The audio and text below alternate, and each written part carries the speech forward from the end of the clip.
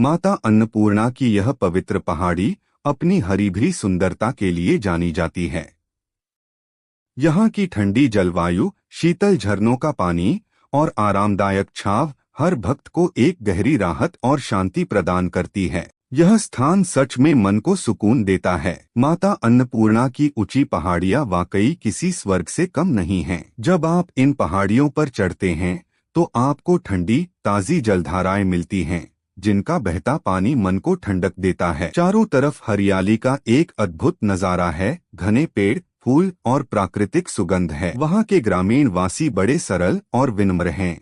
उनका जीवन प्रकृति के साथ गहरा जुड़ा हुआ है। वे न सिर्फ अपनी रोजमर्रा की खेती और जीविका चलाते हैं, बल्कि इस धार्मिक स्थल की पवित्रता को भी बनाए रखते हैं। अन्नपूर्णा का यह दरबार इन पहाड़ियों और इन लोगों के माध्यम से आस्था, शांति और एक गहरा संबंध का प्रतीक है। आगे बढ़ते हुए जब आप इन पहाड़ियों के बीच से गुजरते हैं तो आपको वहाँ की स्थानीय संस्कृति का गहरा अनुभव होता है। लोग अपने पारंपरिक गीत और नृत्य से पूजा करते हैं और हर त्योहार को पूरे उत्साह के साथ मनाते हैं। पहाड़ों की ठंडी हवा में जब सूरज की पहली किरण चमकती है तो एक अद्भुत चमत्कार सा लगता है। यह सिर्फ एक धार्मिक स्थल नहीं, बल्कि हमारे अपने दिलों से जुड़ी एक याद है जो हर किसी के जीवन में एक स्थायी असर छोड़ती है। माता अन्नपूर्णा का यह दरबार अपनी पुरानी विरासत के लिए जाना जाता है। इससे पहले हमारे पूर्वजों द्वारा ग्रामीण वासियों से यहाँ अनाज का वितरण होता था।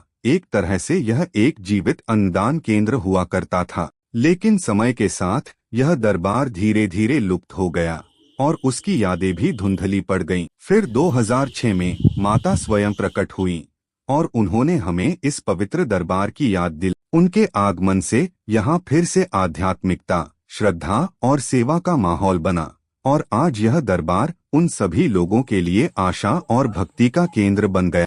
यह दरबार कोठीगढ़ दरबार इसीलिए कहा जाता है क्योंकि कोठी पाठ बाबा का यहाँ विशेष रूप से निवास और पूजन स्थल था। उनकी तपस्या और आस्था की वजह से यह स्थान खास बन गया। इस कोठी में उनकी कहानियाँ, उनकी आध्यात्मिक शक्ति और उनकी शिक्षाओं का गहरा प्रभाव है।